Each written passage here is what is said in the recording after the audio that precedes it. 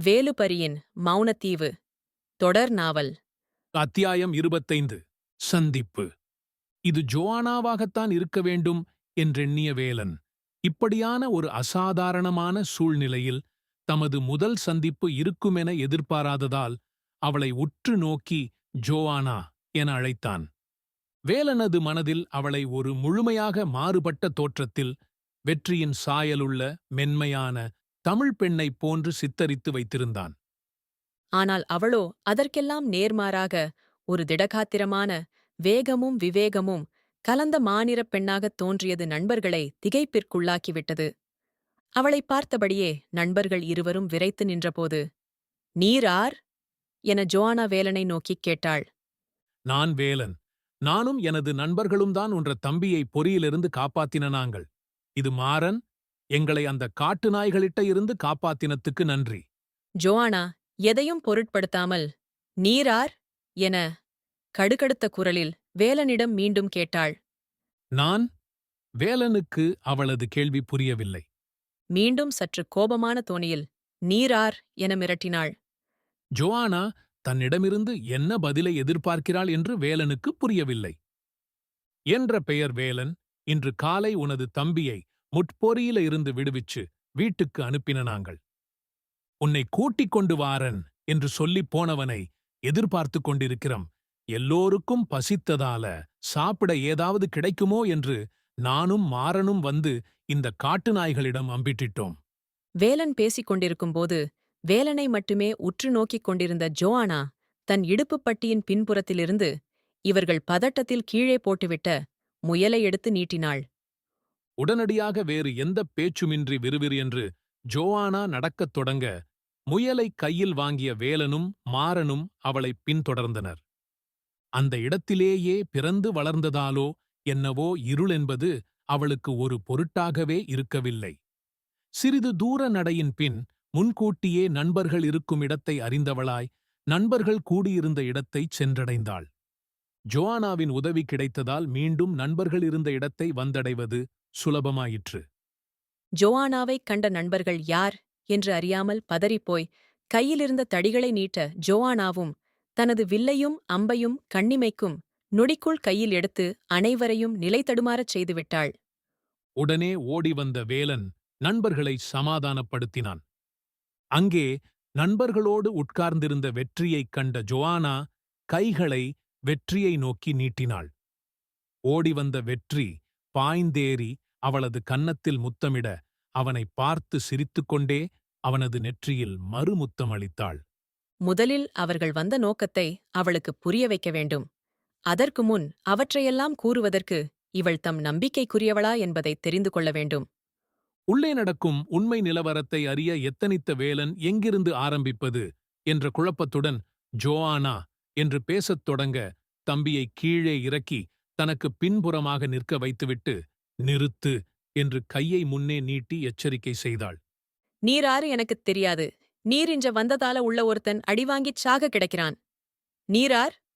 உனக்கிங்க என்ன வேலை?" என்று கவலை கலந்த கோபத்துடன் கேட்டாள். என்ன? என்னாலையா? யார் சாகக் கிடக்கிறது என்று பதறினான் வேலன். அன்றைய தினம் காலை இவர்களது குடியிருப்புக்குள் வந்து சில ஆண்களை மண்டியிடச் செய்து அடித்துத் துன்புறுத்தியதும், அவர்கள் வீழ்ந்து கிடந்து உயிருக்குப் போராடியதும் அவனது கண் முன் வந்து சென்றது.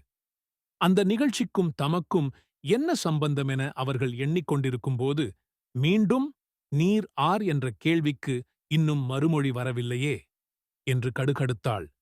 நண்பர்களுக்கு ஒன்றும் புரியவில்லை. அவர்கள் கூட்டமாக இருந்தனர். அவர்கள் எல்லோருமே அந்த தீவுக்குப் புதியவர்களே. நீங்கள் யார் என்று பொதுவாக எல்லோரிடமும் கேட்டால் அது உசிதமான கேள்வி. ஆனால் அவள் வேலனை மட்டும் குறிவைத்தது எல்லோருக்கும் ஆச்சரியத்தை அளித்தது. ஏன் நீ என்னை மட்டும் குறித்து கேட்கின்றாய் என்று வேலனால் அவளிடம் கேட்க முடியவில்லை. தன்னால் ஒருவன் அநியாயமாக அடிபட்டு உயிருக்குப் போராடுகிறானே என்று ஒரு பக்கம் குற்ற உணர்வில் வேலன் இருந்தாலும், சம்பந்தமே இல்லாமல் எனக்காக அவன் ஏன் அடிவாங்க வேண்டும் என்று வேலன் யோசிக்கத் தொடங்கிவிட்டான். ஜோவானாவோ தான் கேட்ட கேள்விக்கு பதிலைப் பெறுவதிலேயே குறியாக நின்றாள். அவள் வந்திருப்பவர்களை முழுமையாக நம்பும் வரை எந்த முன்னேற்றமும் கிட்டாதென்பது தெளிவாகத் தெரிந்த நிலையில் வேலன் பேசினான். நான் வேலன். தூரதேசத்திலிருந்து வந்திருக்கன். என் முப்பாட்டன் உட்பட சில தமிழர்கள் போர்த்துக்கேயரோட சேர்ந்து எங்கட தேசத்துச் சிறையிலிருந்து தப்பித்து இங்க வந்தவங்களென்று தெரிய வந்தது. இது நடந்து பலகாலம். அவர்கள் உயிரோட இருக்க மாட்டார்கள். ஆனா அவர்ட்ட பரம்பரையில யாராவது இங்க உயிரோட இருக்கிறாங்களா என்று தேடி வந்தன். என சொல்ல வேண்டியதை எவ்வளவு சுருக்கமாக கூற முடியுமோ அவ்வளவு சுருக்கிக் கூறினான். அவளது நிறத்தைப் பற்றியோ தோற்றத்தைப் பற்றியோ அவள் தமிழ் பேசும் பாணி பற்றியோ அவன் சற்றும் சிந்திக்கவில்லை. அவளிடமிருந்து இயலுமான உதவிகளைப் பெற்று அங்கிருக்கும் தமிழர்களை எப்பாடுபட்டாவது அந்த போர்த்துக்கேயரிடமிருந்து காப்பாற்றிவிட வேண்டுமென்ற எண்ணம் மட்டுமே வேலனை ஆட்கொண்டிருந்தது. ஜோவானாவுக்கு என்ன தோன்றியதோ, சிறிது நேரம் வாயடைத்துப் போய் நின்றவள், "நீர் சொல்றது எனக்குப் புரியல" என்று மெதுவான குரலில் சொன்னாள். அவளுக்குத் தேவையான சம்பவங்களை மாத்திரம் இலகுவான தமிழில் விபரித்தான் வேலன். மற்றவர்கள் அனைவரும் ஒருவரது முகத்தை இன்னொருவர் பார்த்த வண்ணம் குழப்பத்தில் இருந்தனர். அதற்குக் காரணம் அவள் நிச்சயமாக ஒரு தமிழ்ப் பெண்ணாக இருப்பதற்குச் சாத்தியமில்லை. அவள் தமிழ் பேசக்கூடிய போர்த்துக்கேய பெண்ணாக இருக்க வேண்டும், அல்லது அவளது பெற்றோரில் ஒருவர் போர்த்துக்கேயராக இருக்க வேண்டும். அவளிடம் மேலைத்தேய வர்க்கத்துக்கேயுரிய அதிகாரத் தொனியும் மாநிறமும் போர்த்துக்கேயச் சாயல் கலந்த தமிழ்ப் பேச்சும் அப்பட்டமாகப் புலப்பட்டது.